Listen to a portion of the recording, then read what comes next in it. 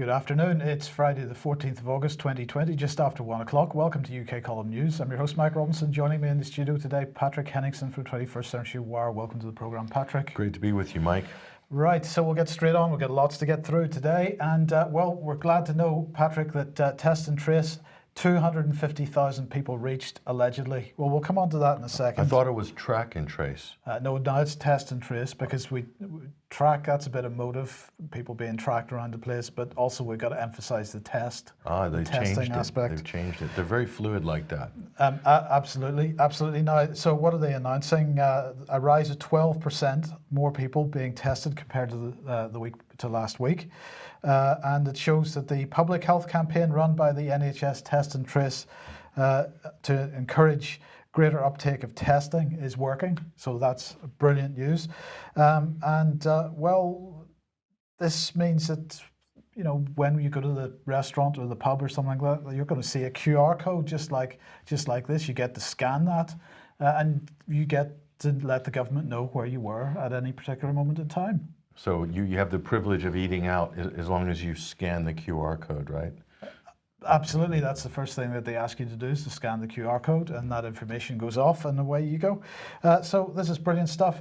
Now the question is, have 250,000 people been reached? Now, I have to say that over the last number of weeks, there have been some questions about this in the mainstream press as well, and they've been asking government ministers questions about this, and Matt Hancock in particular has been pretty rubbish at answering these questions. But I just wanted to show an email that we received in yesterday on this. Hi guys, I work from home for the government's pathetic track and trace campaign. So he obviously knew, or she obviously knew, that it was track and trace at one point. I'm doing it for income and nothing else. It's a farce. I've done this since May, had a handful of calls and never spoken to a single person. So is the government being accurate when they say 250,000 people? Possibly not. But he goes on to say, my reason for contacting you is that I watch every broadcast you make, and you often mention the Behavioural Insights team. Well, the Track and Trace had an operational update today, which included a speaker from the Behavioural Insights team. So who would this have been? Well, it was none other than this lady, Kathy Coleman. Now, Kathy is the head of what is described at the Behavioural Insights team as external training and capability building programs at the Behavioural Insights team. In this role, she is responsible for designing learning programs to build organisations' understanding of and capability for applying behavioural insights.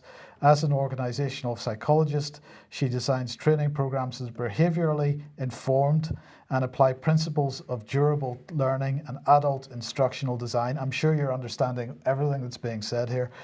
Kathy has designed behavioural insights training programs for the UK Civil Service, the United Nations Development Programme, Harvard Kennedy School, Cambridge Judge Business School, and Warwick Business School. And prior to joining BIT, Kathy worked as a management consultant designing brain-friendly learning solutions across multiple channels, organisational levels, cultures and geographies. So she is a registered organisational psychologist and a project manager, and has an MSc in occupational psychology from Goldsmiths College at the University of London. Brain-friendly training exercises as opposed to non-brain-friendly. What would that be? Torture? I don't know. Who knows? Interesting. But anyway, so why is she involved in track and trace, test and trace, whatever you want to call it today? Well, of course, it's all about using behavioural analytics and behavioural psychology in order to drive engagement within the public for test and trace. But Patrick, this is the biggest surveillance operation that we have ever seen. So if we were concerned about CCTV cameras watching us in the streets, well, okay, that's assuming that the that you could be actually identified as a result of being seen on a CCTV camera. Now most people that are taking part in this are volunteering to hand this data over to government.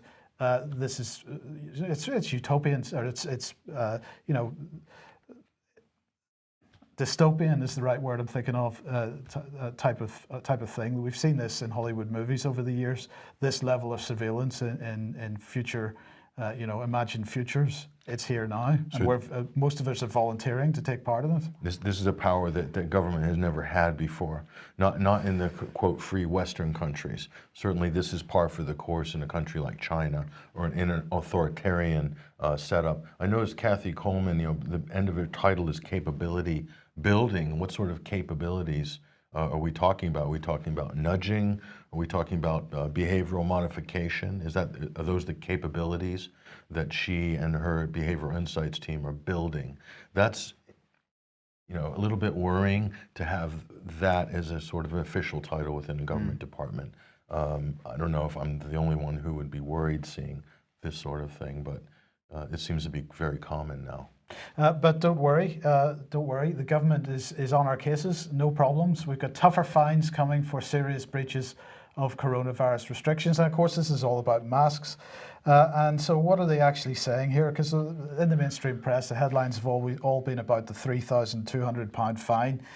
So what is actually being said? Well, at present, anybody that doesn't cover their faces in shops or in public transport can be ordered to pay £100. But if you pay it within a limited time, a fortnight or so, that'll go down to £50. But Boris Johnson is now saying that if you're caught without a mask for a second time, it'll be a £200 fine, and that amount will double for every repeat offence, up to a maximum of £3,200. Now, if you're an organiser of what they're describing as an illegal rave, you may face a fine of £10,000. So that's good stuff. And that will apply to anybody that's organising what are described as unlawful gatherings of more than 30 people. Mm-hmm. So in the meantime then, of course, the big rush back from France is on, and Eurotunnel, or today, Eurostar saying, don't even try, it's booked up. There are no places for anybody, don't even try. So from 4 a.m. on Saturday, France, the Netherlands, Malta, Turks and Caicos, Aruba and Monaco all go on the quarantine list, so you have to self-isolate for 14 days when you come back from those places as from tomorrow. It's still more incredible power by government, Mike, here. They make one change, they make one policy tweak or announcement, and then all of a sudden the masses have to move, basically, with whatever the policy du jour is. It's an incredible amount of unprecedented power by governments. Absolutely, but so that was the stick. Now for the carrot, you're allowed to go bowling again. You're allowed to go to a wedding reception for up to 30 people. Enjoy it. And you might be allowed to go to a sporting event beginning from the 15th of August. If you're wearing a mask, probably. Probably, yeah. and undoubtedly there'll be social distancing there as well. So maybe some people will be able to go to a football match and they will not have to broadcast football matches on television with fake crowd noises in the background. Yeah, I'm sure they'll be able to police that in the terraces if they don't have their masks on properly. Good luck with that. Yeah. That should be fun with the stewards. Yes. Trying to direct traffic there. So this is what's happening in Europe. This is what's happening in the UK. Let's take a look at what's happening in the United States right now, Mike.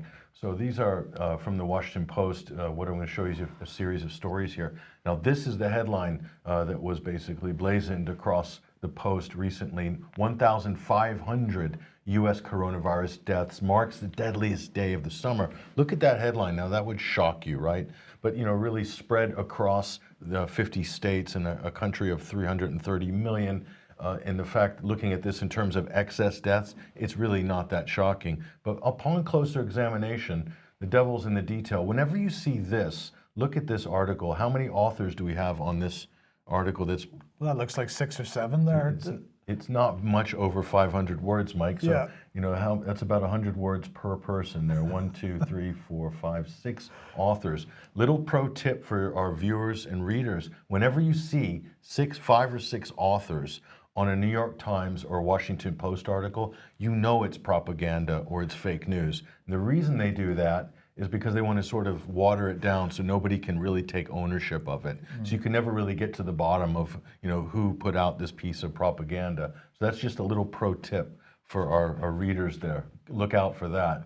Now, here's the devil in the detail. The United States logged nearly 1,500 coronavirus-related fatalities. And so if you click through and you actually try to find the provenance of this claim, of 1,500 coronavirus deaths. It gets more murky and watered down the further you dig. So this is on Wednesday, marking the deadliest day of the summer so far. So the idea here is that there's a crisis going on in the United States. They want you to see this. They want politicians to react. And they're saying here the grim tally is the highest since mid-May, signaling that America does not have the pandemic under control despite stabilizing case numbers. So they're really trying to bring the deaths back in order to compensate for this bubble of cases. And that's the only way we can describe it is a bubble of cases and spikes and outbreaks that are relatively meaningless compared to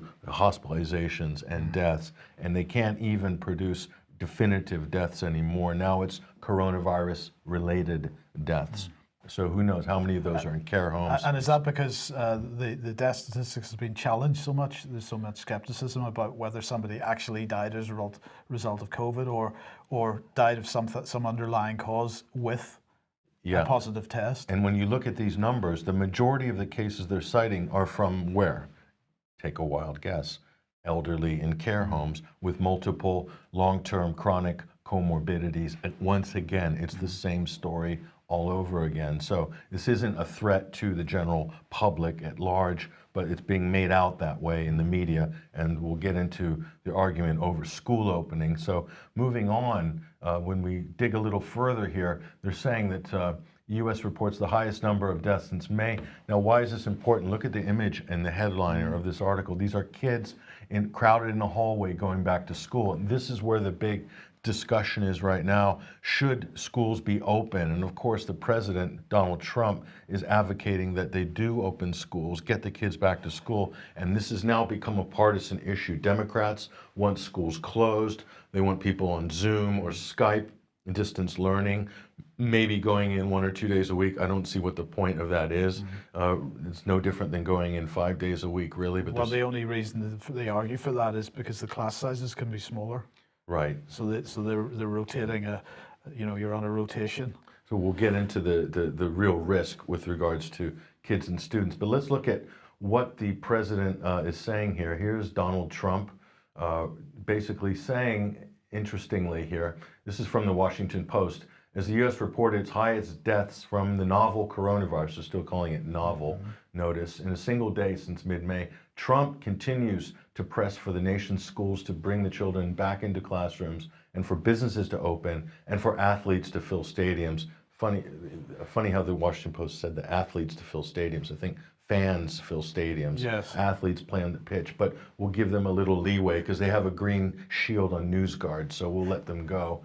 But you can see how they're politicizing this, Mike. Schools, businesses, sports need to stay closed if you're a Democrat or if you are pro-pandemic or you're pro-Fauci or you're pro-Gates.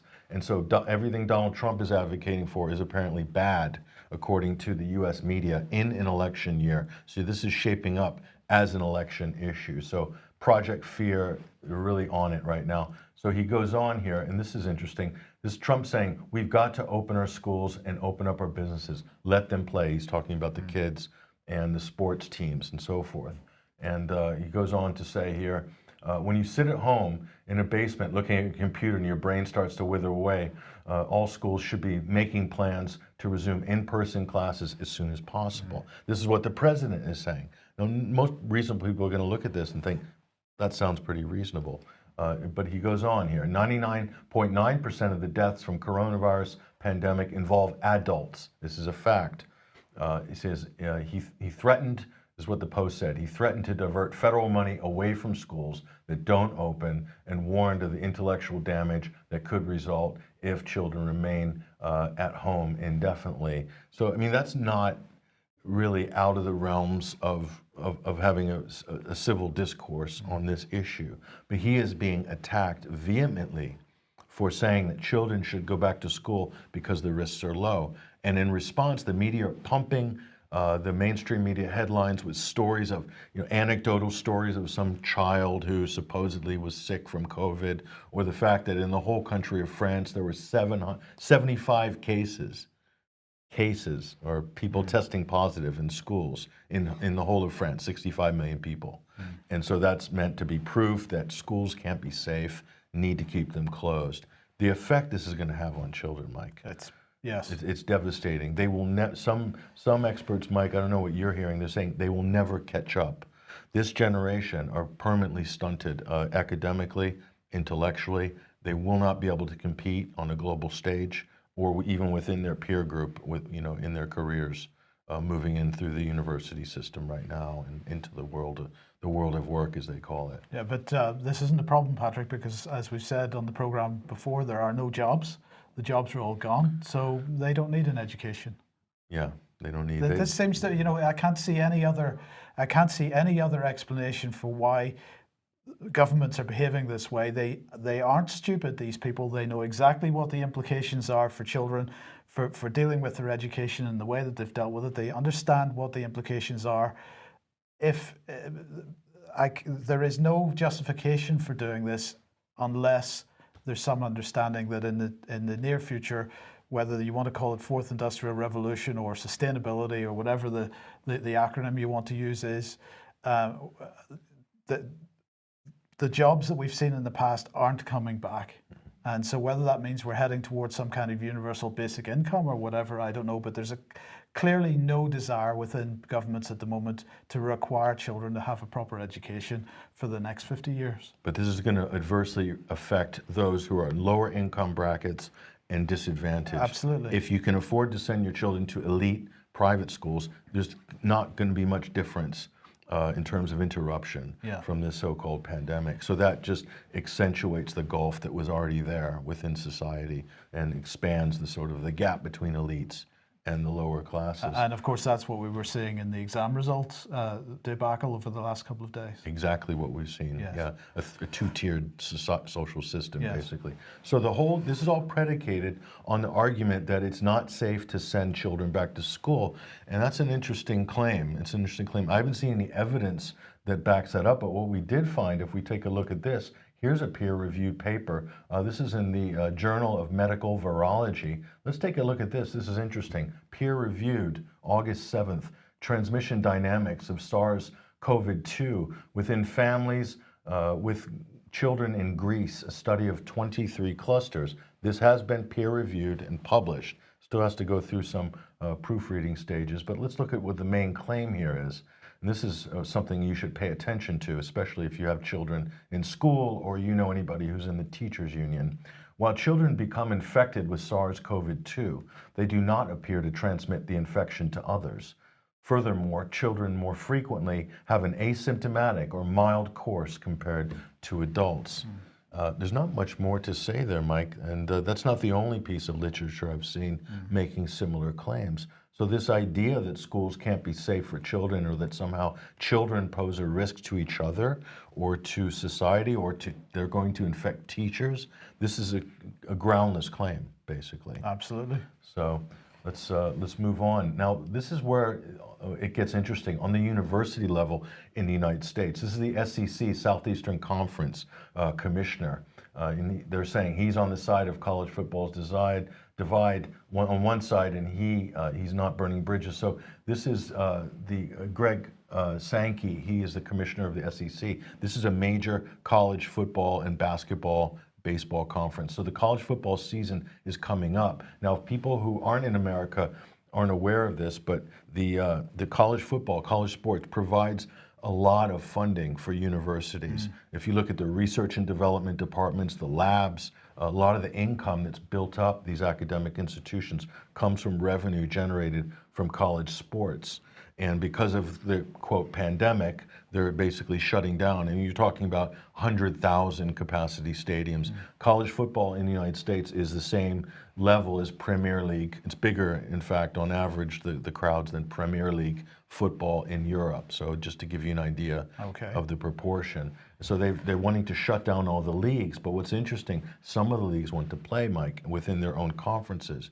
So, but what we're seeing is interesting. This divide is really mirroring what we saw. This is the 2016 partisan election map. Blue states being Democrat states. This is how they voted in 2016. Red states being Republican states. And so if you think about the economic ramifications of this, the college conferences on the coasts, the West Coast and the East Coast, their policies on sports very much reflects the same sort of policies that the governors and the city mayors are in the Democratic Party. So this is going to mean an economic depression for some of those educational institutions on the coasts. And then in the middle, where the SEC, the Sun Belt, the Rust Belt, the Midwest, these are conservative strongholds, you're going to see potentially a bump in economic gains because they're getting back to normal. So isn't this interesting how the United States, the economic map and the political map, because of COVID, are kind of in sync right now? And this is going to create, again, a more polarity going into this election season. So everything is political. COVID has politicized absolutely everything about society. Okay, well, let's move on to this then. Here's David Curtin, who is UKIP, I believe, and he was tweeting this out yesterday. New Zealand becomes a police state nightmare. Quarantine camps for anyone who has a cold and their families. So before we discuss what he's talking about, that garnered quite a response. So here's one example from News Hub in New Zealand. Coronavirus British politician sparks police state fears with false claims about New Zealand quarantine. They go on, well, first of all, they begin the article with a personal attack. And then they say that on Thursday night, he retweeted a video of Director General of Health, Ashley Bloomfield, talking about the government's new plan to put people with confirmed infections of SARS-CoV-2 virus into managed quarantine facilities. So let's just have a look at or listen to what Director General of Health, Ashley Bloomfield, said. As part of our overall national response to this new outbreak, I am now directing medical officers of health that all cases, confirmed cases, are to be managed in a quarantine facility. Now, this is different to how positive cases were managed when we were last at levels 4 and indeed 3, and shows how serious we are about limiting any risk of ongoing transmission, even in self-isolation and including to others in the household. This will apply to any cases and also close family members who might be at risk as appropriate. A reminder, these facilities have been set up specifically and have excellent processes and resources in place to look after people with COVID-19, including health staff on site at all times, and it will help us avoid any further inadvertent spread into the community as part of our overall response. So, that's pretty clear, Patrick. If you are test positive, you and your family taken away, put in some kind of facility. Now, in the UK, there has been some speculation about whether this is going to happen, particularly in recent days, over the possibility that the government is going to claim the right to remove children from schools without explicit parental consent. And that's certainly what the guidelines seem to imply. And perhaps in those cases, the government is looking for something to use the Nightingale hospitals for example. But that seems to be clear. Now, the only criticism that you can make of the so-called British politician here is to say, well, he was a bit dismissive by calling it a cold. But I think we can probably agree with that to a certain degree. It is a coronavirus, like a common cold. It doesn't seem to do much more damage than a common cold in terms of hospitalizations and deaths at the end of the day. So it was probably a fair enough statement, but the newspaper wasn't very happy about this, and they're calling it a fake news statement. So, but the question is, of course, this is all on the basis of tests, Patrick. Yeah. And David Curtin said cold. He might have been alluding to something there, Mike, the common cold, with regards to testing. And I don't know. Well, absolutely. But even setting aside the possibility of a false positive on the basis of some other coronavirus, if we just look at some of the headlines of the last few months, coronavirus or false positive COVID-19 tests skewing infection rate figures, yes. But the Week's asking that. Here's the Metro saying Big Brother's Josh Martinez booted off All Stars due to false positive coronavirus test. I'm not sick, he says. Then we've got BBC Sport, Motherwell, first team player to self-isolate despite false positive COVID-19 test. Here's the Herald, 6 of St Mirren's coronavirus tests were false positives, re-examination fines. And this is the Telegraph from today, the statistical quirk that means the coronavirus pandemic may have never officially end. We have the Spectator saying or asking how many COVID diagnoses are false positives. And the point of the Spectator, I want to focus on what they're saying in particular here, because they're giving an example, a scenario. They're saying, imagine 10,000 random people go for a COVID-19 test with the infection level at 0.1%. So they're really talking about the situation where there are fewer and fewer genuine cases in the population. And what does that mean for the results of the tests? And so they're saying, let's say there's an infection level of 0.1%. So in other words, out of 10,000 people, that would mean that 10 people have SARS-CoV-2, 9,900 people will not have it. So of the 10 people who turn up with an infection, 80%, because of the way that the test works, 80% will test positive. That means that 8 people will be correctly identified as having it. 2 people will walk away with a false negative. But they go on. Of the 9,990 not infected, all but 10 will be correctly diagnosed as negative. And that's because of what's described as specificity with respect to the tests. And the specificity for the current PCR tests that are being used is 99.9%. But if the specificity is 99.9%, that means that 10 will be told that they have COVID-19 when in fact they don't. So that means that as a result, you end up with 18, out of the 10,000 tests that you run, you end up with 18 positive tests, but only 8 of those people are genuinely positive, which means you only get 50% correct test result. So I think we're seeing that at the moment. We're absolutely seeing that at the moment. There's evidence to suggest that.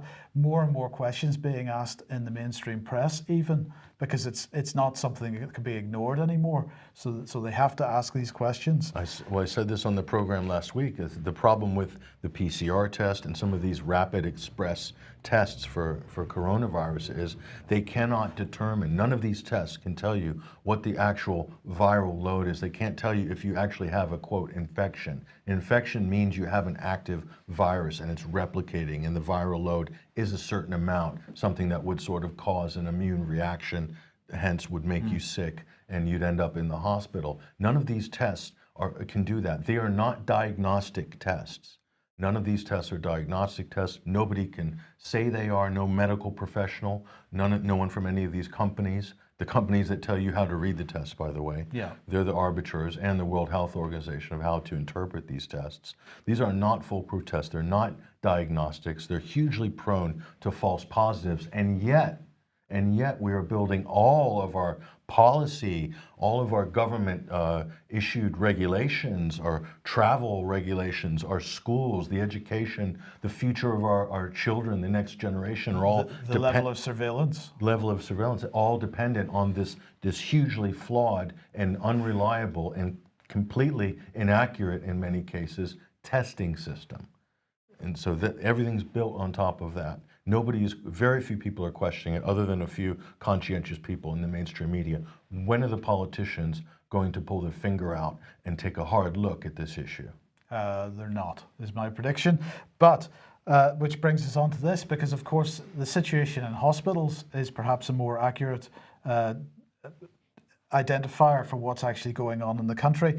Now, this is from RTE in the Republic of Ireland, and they're saying that there are 13 confirmed cases of COVID-19 in hospitals in the Republic of Ireland, according to government figures, and that 6 of those patients are in intensive care units, 4 on ventilators, that there are also 138 suspected cases in hospitals, 6 of whom are in intensive care and 2 on ventilators. Suspected cases. Right? But this is in the Republic of Ireland. In the UK, I'm not seeing any mainstream press articles on the situation in the hospitals.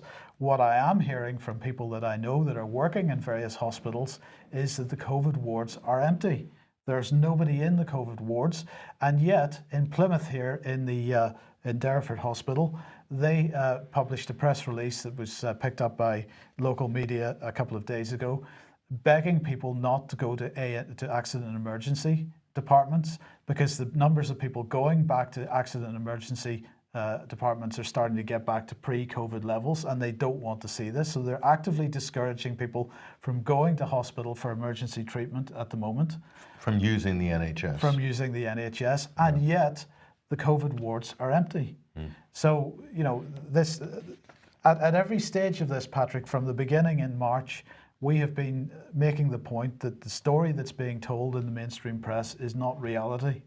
And just you know, as you've made this point a second ago, the justification for all this stuff that's going on at the moment is not based in reality. Instead, we had an inversion of reality in the form of the government public relations campaign, save the NHS, stay at home. The NHS doesn't need saving. The COVID wards are empty. The NHS is supposed to save us. Yes. It's supposed to save the people. That's what it's there for. It's not being used. It was transformed into a COVID-only health service in March, and it's still effectively a COVID-only health service. This makes absolutely no sense from a utilitarian point of view. What is the foundational decision-making philosophy of this government in 2020? This is a fair question. A, quote, conservative government. It's supposed to be dealing on best principles. What's happening? It's unbelievable. Good question, but let's move on. What's Bill Gates up to?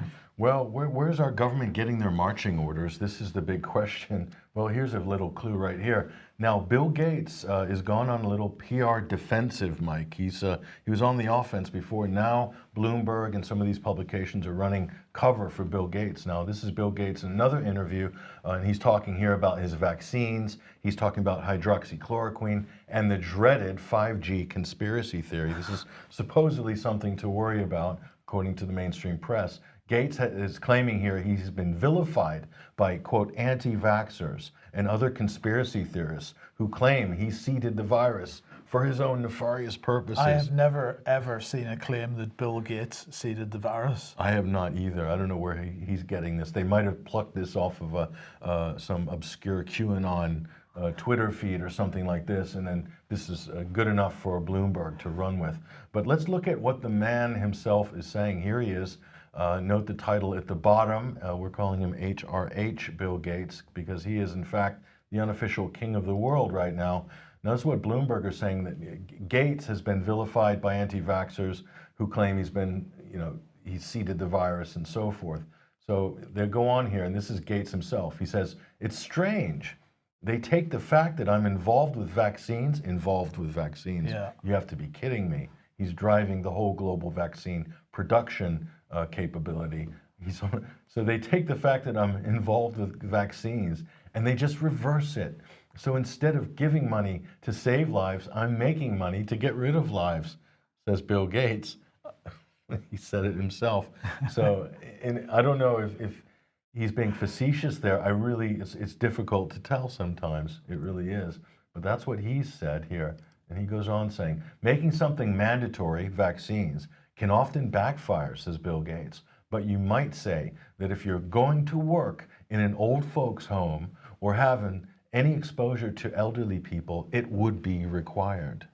So he is advocating, being the billionaire philanthropist, he's advocating at every step of the way public health policy. Even he's saying I'm not for mandatory vaccines, and then in the same sentence he's saying yes, they're going to have to be mandatory for this. As we know, it's a slippery slope. Once you start making it mandatory in one area, it's very, very quickly and very easily it's going to be mandatory in other areas. And he goes on here to add, he's saying here, we'll get out of this by the end of 2021. We're lucky this one wasn't a more fatal disease. So he's already backtracking here.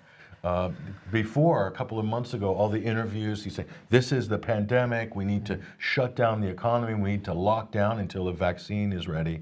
And then he's now a bit rattled by the amount of criticism. He's not having sort of crowds of fawning people, you know, throwing flowers to him when he appears. Or, I don't know, he doesn't really appear in public anymore, he just appears on screens. Not in the West. He's happy to appear in public in Africa or India or places like this. Or in Britain, when he's doing visits to world leaders to give them instructions on health policy. Who appointed this man, the global expert on pharmaceuticals, on public health policy? Where did he get this title? You know, who conveyed this? You know. Well, who might be the right word, because of course he's putting a lot of money into it. So into the World Health yes, Organization, yes. yeah. So 400 million a year, yeah, to be exact. Yes. So well, look, sticking with vaccines for a second. Then, of course, the big question that we've been asking for a few weeks is about AstraZeneca and the Oxford vaccine approval. Who needs approval? Now, of course, this resulted in a Freedom of Information request, which asked about the statement from Matt Hancock saying that AstraZeneca had been awarded a contract to produce the vaccine prior to the approval process being complete, so that there was a stockpile of the vaccine available should that approval process go through. And the question in this Freedom of Information request is, were they getting paid no matter what the results of the approval process, or had they been basically given approval to go ahead with the manufacturing no matter what the outcome of the clinical trials? So there was some information requested on that to the Department of Health and Social Care, and of course the request went into them because it was Matt Hancock that had made the statement. He is the Health Secretary. Well, the response has come back from the Department for Health and Social Care, who says that they do not hold the information that's been requested. They say that we may wish to contact the Department for Business, Energy and Industrial Strategy, as they are the key holders of this policy area and were the organisers of the meetings, and therefore may hold the information that has been requested. So this deal with AstraZeneca was not done through the Department of Health at all. It was done through the Department of Business, Energy and Industrial Strategy. And well, there may be some questions people may want to ask over that. But over the last couple of days, we've been highlighting the work of Professor Carl Hennigan and the Centre for Evidence-Based Medicine at Oxford University. I think we covered this on Wednesday. And of course, one of the things that he was really highlighting was the fact that that there is no rise in deaths, and therefore there's no justification for the lockdowns and local lockdowns and so on. And even case numbers, it's all based on the increased testing and so on. Now, of course, we highlighted on Wednesday that as a result of his criticism on the death statistics and therefore the government having to backtrack on the death statistics, that the government had removed the daily death statistics from the coronavirus dashboard that they publish. So at the bottom there it says there, on the 17th of July, the Secretary of State asked Public Health England to urgently review the way daily death statistics are currently recorded. We are pausing the publication of daily figures while this review takes place. Now, Wednesday, I think, was the 12th of August, so that was nearly a month since those statistics were paused, and there was still nothing. But within 2 hours of the lunchtime broadcast on Wednesday, Matt Hancock announced the reinstatement of the death statistics. So here is the dashboard from this morning, and we can see in the bottom right-hand side there the number of deaths. And Patrick, I don't know if you can see, how many deaths have there been in the last few days? Well, and that line looks really flat. Around the 0 mark. Yeah, it's really flat, yes, that line. Yes, and you'll notice that the total number of deaths has reduced from 46,000 or so to 41,000 or so. So what they've done is, as a result of the review, they have removed 5,000 people from the coronavirus statistics. Did they rise up from the dead? Is this the Lazarus effect? No. Or was this a statistical error on the government's part? I think they have absolutely underestimated the statistical error, so the removal of 5,000 people from being categorized as COVID deaths doesn't go anywhere near far enough. They're still trying to claim 41,000. I would be very interested to see what. I will be very interested to see what Professor Hennigan does with this, because I'm quite sure he isn't going to let this go. So do you think he's speaking from the point of view that Brian Garish made yesterday, which is that there's a big difference between the Office for National Statistics as an institution and Public Health England, which is prone to be politicized? That was exactly the point that Professor Hennigan was making, yes, absolutely. And the Public Health England figures have undoubtedly been politicized, absolutely. So you should bear that in mind when you're looking at the numbers coming Yes. from these different institutions. Yes. Now, if you like what the column does and you would like to support us, then please head over to ukcolumn.org/community, and there are options to help us out there. And just a final reminder that today is the last UK column news for 2 weeks. So the office will be closed from Monday until the 28th, and we will return, therefore, on the 31st of August. And again, we would like to say a massive thank you to everybody that has supported us this year. It has been spectacular. And a lovely picture of Blackpool in the background there, Mike. Absolutely. With the palm trees and the sun. So get out to Weston-super-Mare in Blackpool this weekend. Well, I couldn't possibly. Might be a bit cloudy though. Couldn't possibly give that advice. Now, let's just quickly move on because we're running out of time. Glad to know, Patrick, that there's new legislation in place from yesterday. New powers which will allow the police to stop and search people at the borders.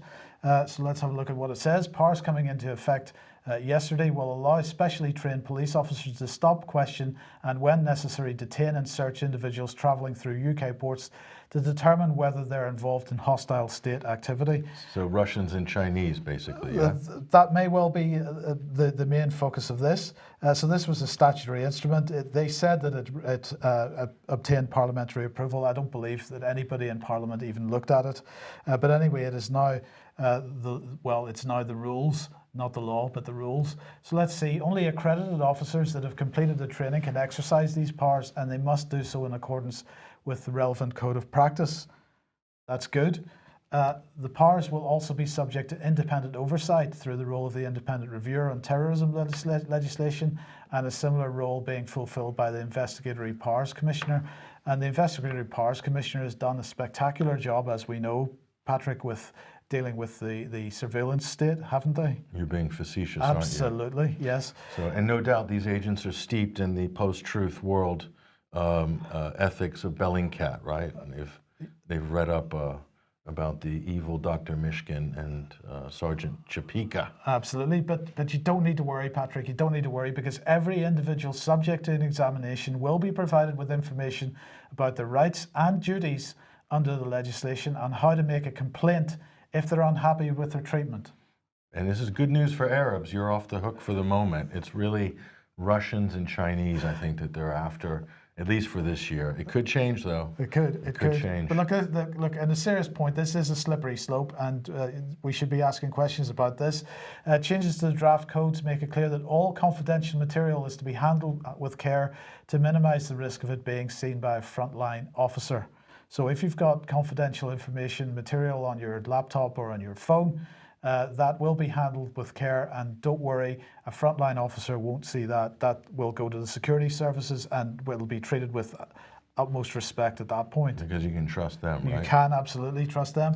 Officers will be prohibited from reviewing confidential material in order to verify whether a person's claim is to be in possession of such material is true. In other words, if you say that you have confidential material on your phone, a frontline officer would not be able to force you to give them the code or cut your thumb off to get the fingerprint or whatever in order to view that. That, again, will be left to the Secret Intelligence Services, no doubt. Protections for confidential material have been extended so that they also apply with respect to confidential journalistic sources, right? But who, at the end of the day, Patrick, who's going to make this decision? It's going to be Secret Intelligence Services or MI5 or somebody along these lines.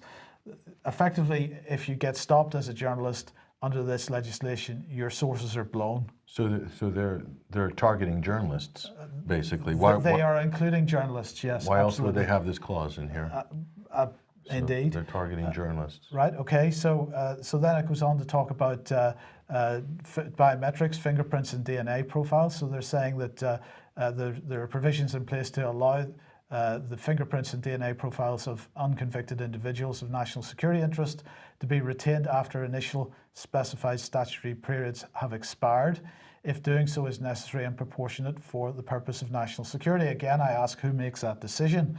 And it goes on to say that operational experience has shown that the previous 2-year length was too short in many cases, and that those involved in terrorism will often pose a more enduring threat than this. So they're increasing the maximum length that they can retain this personal information from 2 to 5 years. So you don't need to worry, Patrick. It's all the protections are in place, but sources, well, if you're going to carry any equipment through a border coming into the UK, I would suggest you might need to think twice about that if you're coming from a country where the government may feel that there are hostile state actors at work. Mm-hmm.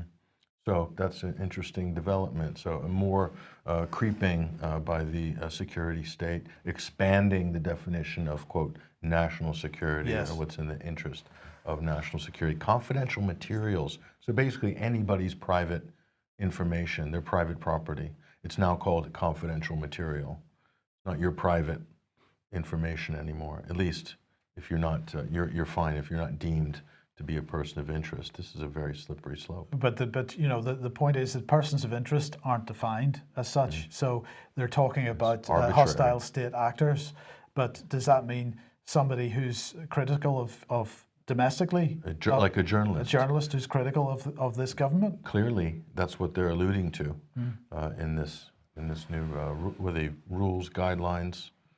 Well, it's a statutory instrument, so, right, it's secondary legislation. Mm-hmm. Anyway, shall we move on back across the Atlantic to the United States, Patrick? Yes, let's go look at what's happening in America. And this has gotten interesting just in the last couple of days. And there he is right now. That's Joe Biden, the Democratic nominee. And just a couple of days ago, it was Joe 2020, but not anymore. We'll show you what that's all about just in the last 48 hours. But there he is. And he has been... Reports are he has been struggling in a lot of his media engagements. He's not really public. He's been really a virtual candidate for the last 6 months, ever since Bernie Sanders bowed out of the primary race in March. But there he is, looking a little bit confused and a little bit vulnerable. We'll talk about that. And here's a story that we ran a couple of days ago, and this is, in all seriousness, Mike, this is no joke here. Why Democrats can't ignore Biden's mental decline any longer, okay? And he's really been put out by the party at 77 years old. You have to remember, the next youngest president in history of the United States is Donald J. Trump, who was inaugurated, I believe he was 70 years old, okay?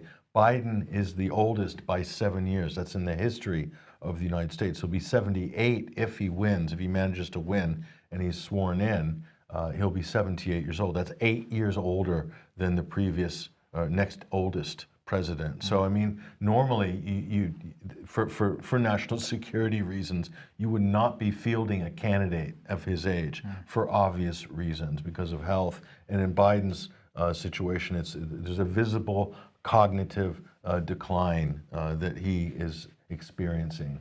And so here he is, and this is in Biden's, what we call the COVID bunker. This is the studio set up, I believe, in the basement of his house. This is James Wood, the Hollywood actor, making the comment here, basically saying, actually, going to keep this guy in the basement until November 3rd. It'll be the first time in American history that a presidential candidate has completely avoided the press at all costs because he literally can't stand 10 minutes of objective questioning, #BunkerBoy Biden. And it's not an exaggeration. I mean, what he's saying here is mostly true. And we'll look here at the announcement of Kamala Harris as his VP just a couple of days ago. And why is this important? Why is this vice presidential announcement important? I'll tell you why. And CNN admitted it here if you read this tweet. But Joe Biden, at his age, under his current mental condition, Mike, it's very likely he's not going to last. We've been saying this for a long time, and a lot of people in the media are saying this now as well. He might not last 12 months, 18 months max. So whoever he picks as vice president is, in effect, going to be the president of the United States, or at least they're going to hold the place for him, unless they could come in the convention, which is in next week, I believe, and the Democrats are having their virtual Zoom convention. Biden could step down. I mean, he could step down at the convention. Hillary could move in. Kamala could be vice president, or Biden could go forward if he wins, then steps down within the first year because of health reasons or some scandal. And then you have, this president that came in the back door, Kamala Harris. We'll look at her record in a minute. Here's what CNN's saying, though. Take a look at this tweet. So notice the wording here.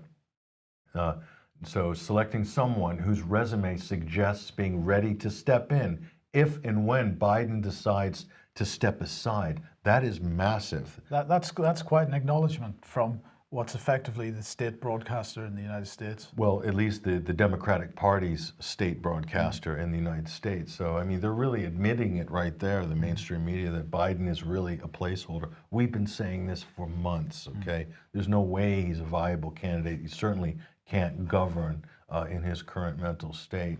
So let's look at this headline here.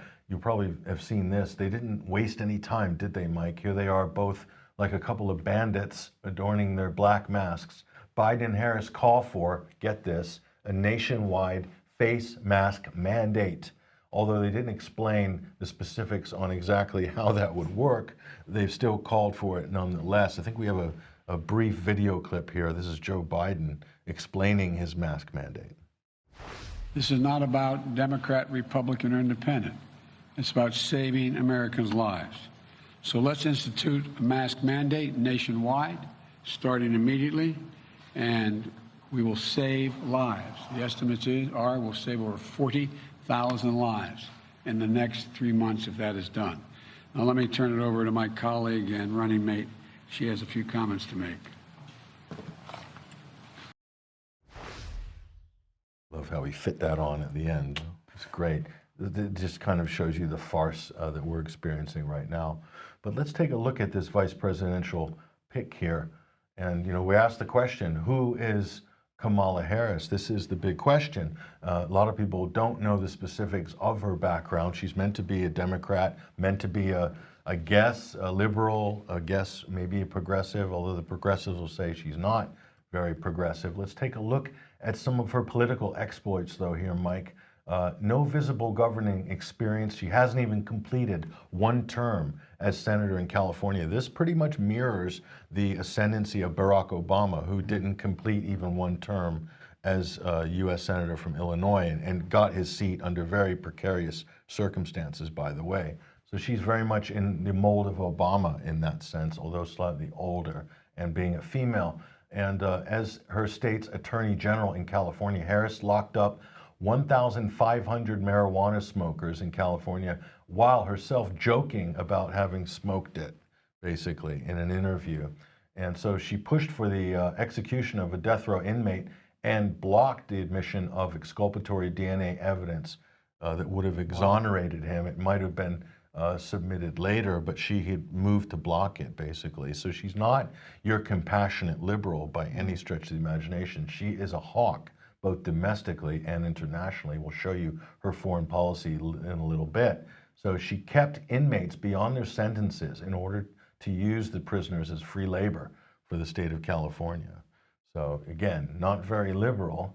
And she fought to keep a skewed bail system in place, which disproportionately impacted the poor and African Americans. So not a lot of people in the quote black community, not big fans of Kamala Harris. So it was an interesting choice by Biden. And this is interesting. We're getting to the foreign policy arena here. A close relationship with the far right pro-war Israeli lobby organization known as the American Israeli Public Affairs Committee, otherwise known as AIPAC. She's very tight with AIPAC. She's in fact married. Her husband is Jewish. So she's very much into the relationship there with Israel, okay? So very, very loyal to Israel. She's an advocate of regime change in Syria. Sound familiar? A reluctance to co-sponsor key legislation to preventing war with Venezuela and North Korea, and a fervent promoter of the discredited Russiagate conspiracy theory. which claims that Putin and Russia somehow intervened in the 26th U.S. presidential election. She's been front and center pushing the Russiagate conspiracy theory, saying Putin is, in charge of the Trump administration and so forth. So, and again, this can only be described as a continuation of the Clintonian foreign policy. This is Hillary Clinton 2.0, effectively. But this is where it gets interesting. Where does she stand on issues like climate change? What's a Kamala Harris presidency going to look like with regards to the Green New Deal? Take a look at this. She's demanding the release of $10 trillion to fund the Green New Deal and supposedly fight climate change, man-made global warming or man-made CO2 that's supposedly heating up the earth, which has yet to be proven to be a fact, but she wants to basically rob the Treasury. Or 10 trillion. Well, she can't rob the Treasury. The Treasury doesn't have $10 trillion, so she's going to print that money. She's going to borrow it from the central banks. Yeah. So adding 10 trillion of debt onto the books. And hey, what's another 10 trillion after this COVID shopping spree right now? So you can see this is a typical Democrat borrow and spend, and they're really up in the ante on this. Yeah. So that would bankrupt the United States and make the dollar more or less worthless in terms of a currency. So, and here she is on the Green New Deal. She wants to enforce this by changing the rules of the Senate. In other words, get rid of the Senate filibuster provision in order to pass the Green New Deal. So this is the Democratic play. So forget about the fact that green technology or sustainable technologies have been completely debunked, especially in the last couple of years. There's even a great environmental campaigner like Michael Moore, the filmmaker, released the film Planet of Humans this past year that basically tears to pieces the whole idea of sustainable green energy and shows that it's not green at all, it's not sustainable, it's completely unworkable. And that is the premise of the, quote, Green New Deal. And not only that, there's other top environmentalists have come out and said that this is just not workable, basically. So basically, it's beginning to look like she's going in as vice president, effectively the president-elect in the not-too-distant future, somebody who otherwise could not even reasonably be expected to stand for the presidency if she was trying to run as a leading candidate. And she did try to run as a leading candidate, Mike. She was months in single digits and bowed out of the primary race before the primaries began. Her presidential campaign was a complete shambles, and so she couldn't get elected on her own as a candidate. She couldn't even be in the top 4 Democratic runners on her own. So she's really sneaking in the party. This is a very cynical maneuver by the Democratic Party here to plant her in behind clearly a compromised, aging candidate who's experiencing pre-dementia symptoms right now in Joe Biden. And so her cabinet is going to be basically a repeat of the Obama cabinet. She'll have Susan Rice will be the Secretary of State, or Samantha Power. So it's basically the whole Obama crew will come back in. This means responsibility to protect wars, humanitarian interventions, proxy wars, probably backing jihadis again more fervently in Syria, something that Trump, for all his faults, has backed off on supporting the jihadi armies that Obama championed in Libya and in Syria. So you could see a return to that. And of course, the full adoption of anything regarding new normal policies globally. Very much an advocate and will march to the orders of the World Economic Forum. Any Democratic president, you can probably bank on it. Trump is in trouble, Mike. Trump is in trouble here. The Democrats are playing to win by this pick.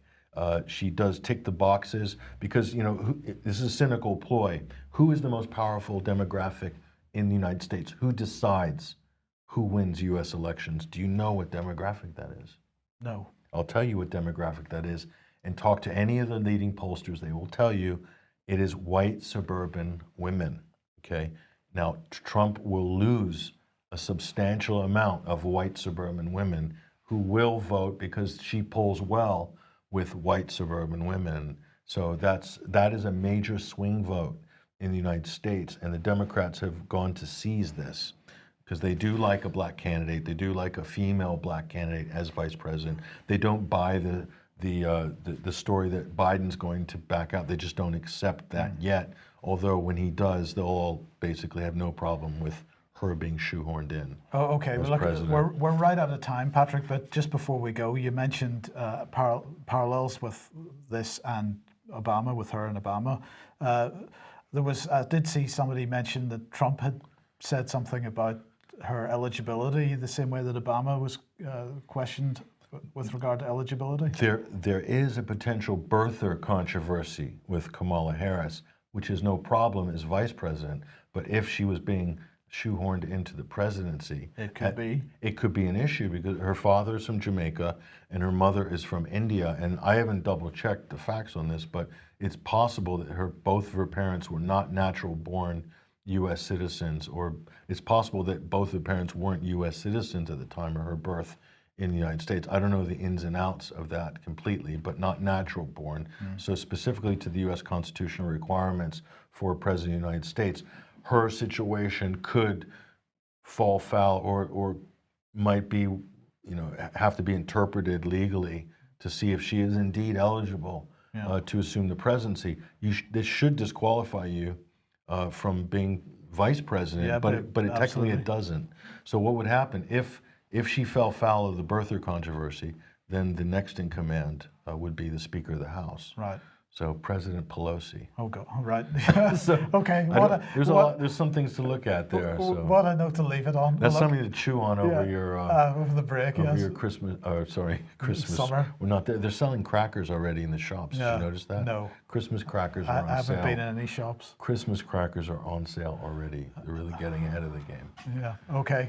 Well, look. Thank you, Patrick. Thank you. Thank you for joining us today as well. We will be back on the 31st of August, Monday, the 31st of August. Have a great couple of weeks, and we will see you then. We hope. We'll see you then. Bye bye.